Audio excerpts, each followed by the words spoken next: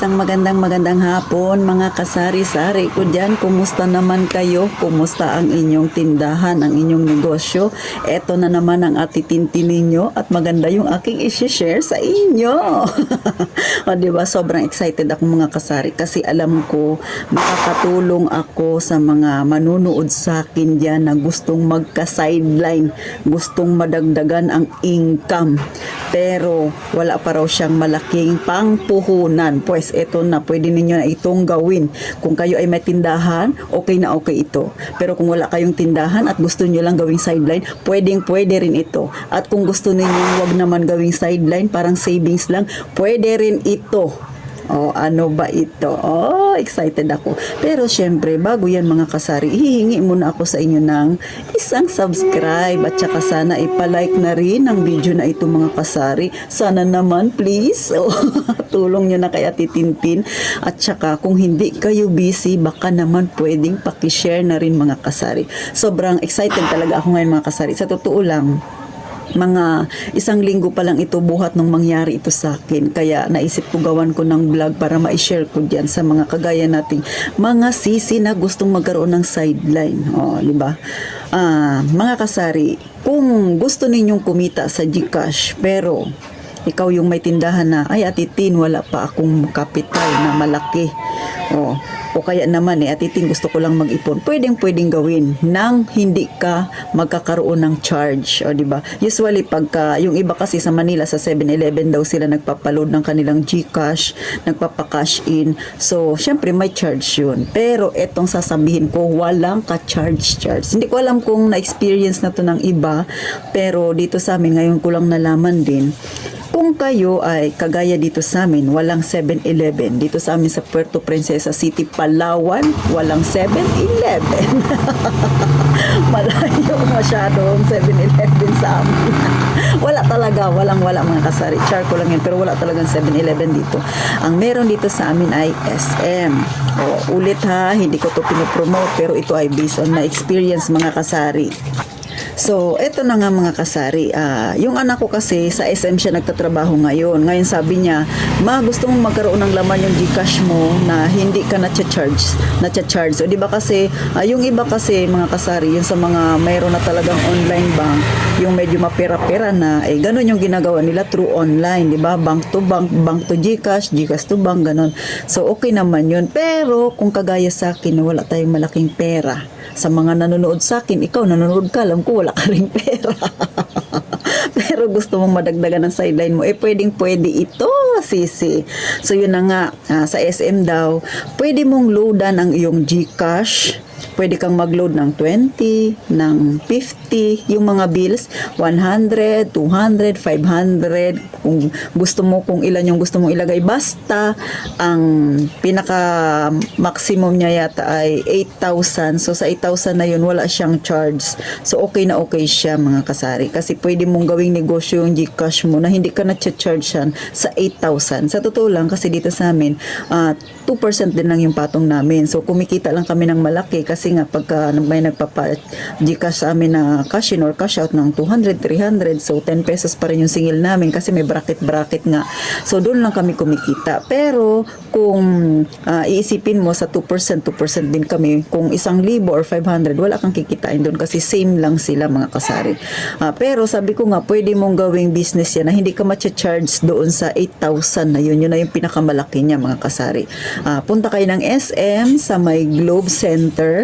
Diba? Yung may globe dyan. Punta kayo doon. Meron doong isang booth na maliit para siyang ATM machine. Pwede ka doong mag-deposit ng yung pera na ilalagay mo sa yung GCash na hindi ka nakakaroon ng charge. Pero, kada isang buwan hanggang 8,000 lang ang pwede mong ilagay sa GCash mo nang walang charge. So, sa mga kagaya ko dyan, mga kasisi ko dyan na may tindahan na wala pang masyadong malaking kita na o kaya malaking pampuhunan, pang GCash, pwede yan ang sisi mag-start ka sa 500 or 1,000. O, diba? Kahit halos araw-araw, lalo na kung ang kapitbahay mo SM lang, katulad sa akin, halos kapitbahay ko lang ang SM sa unahan, pwede lang siyang lakarin. So, ganun siya mga kasari. Siyempre walang pilitan ito. Sa akin, sinishare ko lang para yung iba diyan na atat magkaroon ng laman yung kanilang GCash na hindi sila nagkakaroon ng charge. Pwede niyo pong gawin yan. Kung kayo ay nagtatrabaho, sabi natin, kunwari sa karinderya kayo nagtatrabaho, tapos may mga kasamahan kayo na nagpapa cash in, cash out, yan na sa katabi nilang sari-sari store, ay ba't ikaw hindi mo gawin yan na ikaw na lang ang mag-cash in, cash out dyan sa inyo, o, diba? O, mag-start ka lang kahit 1,000 lang. Wala namang charge yun.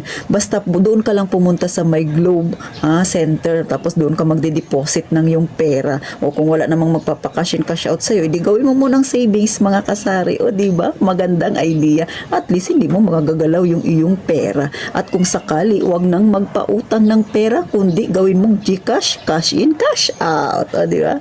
O sana naman po inatuwa kayo ng kaunti kay Titintin. Isang naman dyan, like mga kasari. Pilitan na.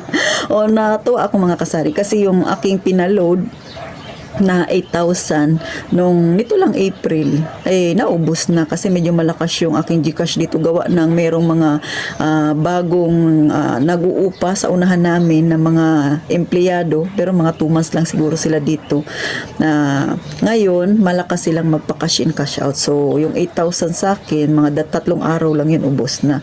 So ngayon walang laman yung aking GCash, so ang ginagawa ko yung GCash naman ng anak ko, siya yung pinapaloadan niya yung GCash niya tapos ita-transfer niya sa akin, o diba? Ganun lang yun, utak-utakan lang. Kasi nga walang charge yun, 8,000 tapos ipapasa niya lang sa akin. Kaya ang ginagawa ko rin sa anak ko pag nagpapa-cash out siya, hindi ko na lang din siya china-charge kasi nga syempre hindi naman nagpapa-cash out ng malaki yung anak ko or cash in, mga kasari. So yun na lang din yung tulong niya sa aking tindahan. So ganun lang utak-utakan lang paminsan. Paminsan-minsan. Bala ko rin gamitin yung GCash ng nanay ko, mga kasari. Mag-load rin ako doon ng 8,000 tapos ipasa sa akin ng walang charge, di ba? Ay, syempre, wala tayong pera wala pa tayong pang-open account, mga kasari. Yung bank to bank ba, bank to GCash, ganun. So, wala pang ganun kalaki si Ate Tintin. Sabi ko nga sa inyo, hindi ako nagbablog ng payaman-yaman kasi hindi ako mayaman. Yung aking binablog, yung mga kagaya nating nasa masa, yung mga na-experience ko na pwede kong i-share sa inyo, na pwede nyo ring gawin at pagkakitaan. Kahit pa unti-unti, isang hakbang lang tayo. Huwag tayong mag-isip kagad na biglang yaman tayo. Walang ganon. Scam yun. So mga kasari, sana napangiti ko kayo, nagkaroon kayo ng panibagong kaalaman, kaunting idea sa pinagbabanggit ni Ate Tintin na ito sa aking naimarites sa inyo. Sana po inatuwa-tuwa kayo sa akin, mga kasari. Pwede nyo yung gawin kung wala pa kayong malaking pera, kahit mga 500 lang muna, pansimula, diba? O kung hindi, gawin nyo na lang muna ng savings yung 500 ninyo, diba? Ganon lang kasimple, mga kasari. At syempre, sa mga kasari-sari ko dyan na may mga tindahan, pwede kayo mag-start kahit 1,000. At least, alam na ng mga taga dyan sa inyo na may cash in, cash out kayo. So, paano mga kasari, hanggang dito na lang ang aking topic na sana kahit papano nakapag-inspired ako sa inyo na pwede ninyong gawin. O diba mga kasari, tsaka sana at sana kahit papano nalinawan kayo sa aking na-share. Ulit 8,000 lang yun, mga kasari, na free ka sa charge. Pero pag 8,000 pataas, may charge na po yun na 2%. So, kung wala ka pa masyadong puhunan, pwedeng 8,000 below, syempre walang charge yun. Kaya pwede mong maging negosyo yan, mga kasari, paunti-unti. At saka kada buwan pwede yun. Kada buwan, kunwari nag-load ka ngayon, di susunod na buwan ulit, makalipas ng isang buwan, pwede ka ulit mag-load ng 8,000 nang wala ulit charge. Buwan-buwan yun, free yung 8,000 ng mga kasari. So hanggang dito na lang, sana po mga kasari pa-like na lang ulit, o di ba? At sana mga kasari makasama ko pa kayo sa susunod na video ni Ate Tintin. Huwag kayong magsawa na suportahan ako. At sana po, dahil napakainit ng panahon ngayon, uminom ng maraming tubig, mga kasari.